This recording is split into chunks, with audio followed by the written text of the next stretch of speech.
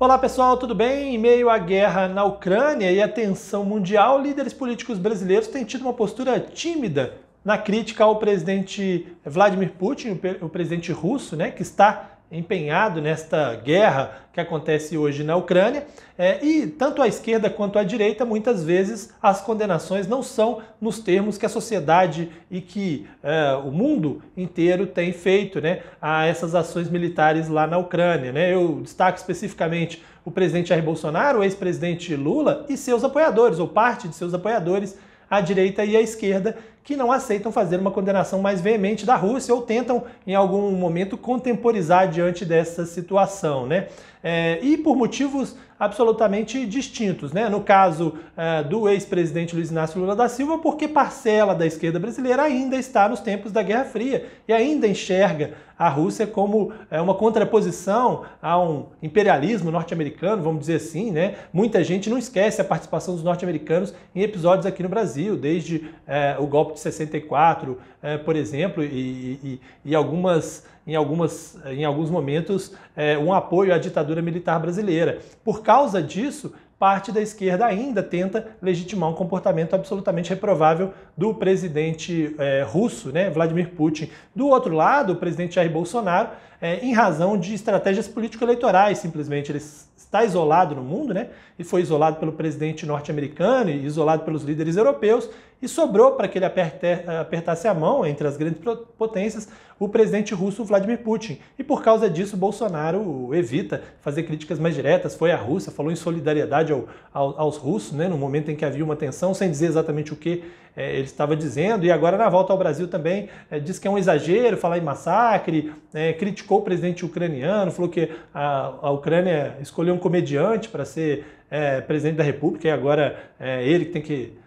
conviver com essa situação, etc e tal, enfim. Claramente, embora o Itamaraty não tenha essa postura, o presidente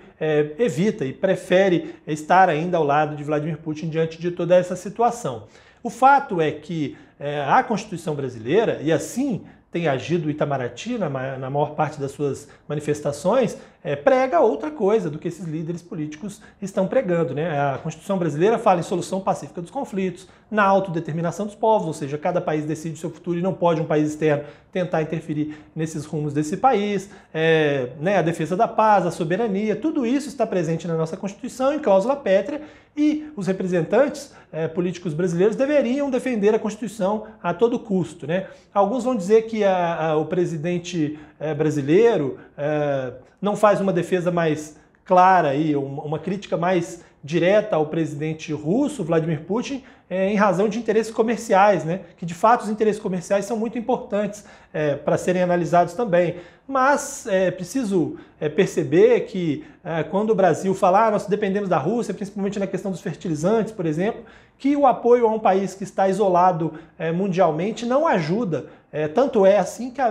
Belarus, por exemplo, que normalmente envia os fertilizantes para o Brasil, já disse que não vai conseguir enviar porque as fronteiras estão fechadas com a Lituânia, então é uma situação muito difícil. E o mundo, outros países do mundo dependem muito mais comercialmente da Rússia e mesmo assim tem uma postura mais enérgica e mais firme nessa questão. A União Europeia, por exemplo, vários países europeus dependem do gás russo como uma questão vital mesmo para a sobrevivência das pessoas, principalmente em tempos de inverno. Então, não justifica muito essa questão e essa explicação. Assim como também não justifica dizer na Ucrânia há grupos neonazistas que apoiam o presidente ucraniano, etc. e tal, porque na Ucrânia pode de fato existirem grupos neonazistas instalados, como há em outros países do mundo, e se fosse assim, legitimaria, por exemplo, que os norte-americanos invadissem parte do território brasileiro, porque grupos neonazistas no Brasil apoiam o presidente Jair Bolsonaro também, por exemplo, para se dar um exemplo muito claro. E como Bolsonaro, Zelensky foi eleito nas urnas, ele teve 70% dos votos nas urnas, é um presidente que as pesquisas de aprovação indicam que está muito bem avaliado hoje, nesse momento da guerra, e a própria resistência dos ucranianos mostra que o povo ucraniano decidiu pela permanência do Zelensky no poder, né? E essas coisas não podem ser resolvidas por um país em meio a uma agressão externa, né? O fato é que o comportamento de Putin internamente já era problemático, porque ele é um líder autocrata que está no poder desde o século passado, né? Ele foi primeiro-ministro já em 1999, no governo do Boris Yeltsin, e depois disso, de primeiro-ministro, foi presidente, cumpriu o seu período de 8 anos como presidente, voltou a ser primeiro-ministro porque não poderia continuar como presidente, mas na prática continuou mandando no país, e depois voltou a ser presidente novamente. Então ele está no poder desde 1999, sem falar os cargos que ele ocupou no Kremlin em outras circunstâncias. É um líder autocrata que não abre mão de continuar no poder, que sufoca a oposição, que impede a liberdade de imprensa no país, a liberdade de opinião, que prende aqueles que vão para as ruas protestar, que tem casos estranhos de opositores que morreram em circunstâncias ainda não explicadas, né, até hoje ainda não explicadas, e que agora, mais do que nunca, impõe esse modo autocrático de comandar um país a um país estrangeiro, né? Outros casos ocorreram na própria Ucrânia com a anexação da Crimeia em 2014, mas agora com uma invasão total, de fato, da Ucrânia, né? E quando líderes brasileiros criticam o presidente Vladimir Putin, ou não criticam o presidente Vladimir Putin, eles estão dizendo aí que legitimam esse tipo de comportamento e que se pudessem, se tivessem apoio político, se tivessem força na sociedade que lhe permitissem, também agiriam como ele em alguns aspectos aqui no Brasil. É isso que fica de mensagem dos líderes políticos brasileiros que não condenam veementemente Vladimir Putin. Um abraço para vocês e até mais.